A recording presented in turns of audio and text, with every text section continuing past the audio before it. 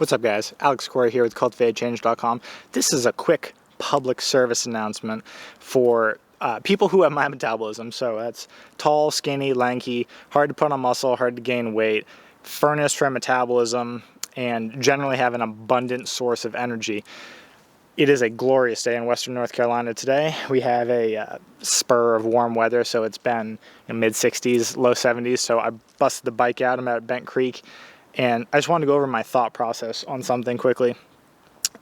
My history is in bodybuilding, or my weight muscle gain history has been in bodybuilding, but as I've documented, I've been shifting more towards functional training, higher intensity, but fewer times during the week. And it's taken me a while to get used to this. The bodybuilding mentality is to be in the gym 3 to 4 to 5 times a week and just splitting muscle groups apart and fatiguing something, waiting for it to recover, and then hitting it again immediately. That works if you're doing that, but I'm still getting used to managing my energy. And that's the name of the game for high metabolic burners like myself. Even though you feel like you may have an abundant source of nervous system energy, if you had a hard training day the day before like I did yesterday, you don't. So even if you feel great just up and moving, you don't need to push it as hard as you think you do when you're not training. So functional training it's a lot of energy. It's not like bodybuilding. So it takes longer for me to recover than I'm used to.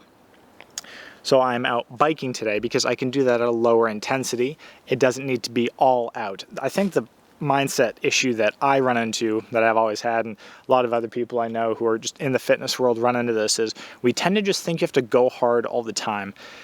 You can do that if you're training for a specific event, like a Spartan race or Tough Mudder or an athletic event, something that demands that you beat your body down and prepare it for something. But if you're trying to put on a little lean mass, and if you're usually like me and just very active, the name of the game is actually energy retention. So I think of it, if you think of it like a cup, you want to do intense exercise a couple days a week. So that's resistance training or whatever you do. The rest of the time you want a lot of low level movement. So that's a leisurely bike ride. Mountain biking isn't all that leisurely, but it is for me just because I'm pretty conditioned for it. It's fun, and I'm not doing it specifically to work out.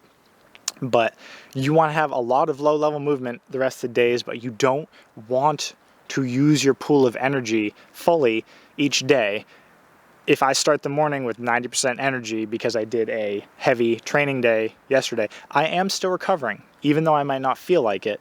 I won't be able to do as intensive anything as I would have if I had not trained. So I might start at 90%, and the daily game is just keeping that as high as possible for recovery. If you're trying to build your metabolism, some lean mass, you don't want your cortisol levels spiked all the time.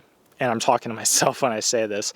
If you're trying to grow, if you're trying to improve something, cortisol is not good to have chronically elevated in your body for everyone. It leads to adrenal fatigue. That's the definition of adrenal fatigue, is where your adrenal glands will just stop adequately using cortisol in a healthy manner to get you up in the morning or to manage acutely stressful situations. You don't want it constantly elevated with stimulants or with just pounding on it with constant exercise, because your body will eventually rebel at you. So, long way of saying, if you have a high metabolism, take your recovery very seriously, almost more seriously than your workout, because I don't think, if you're like me, the problem is getting rid of that energy and breaking your body down. The problem is restoring and recovering adequately and letting it actually go back up to like 95% before you do it again.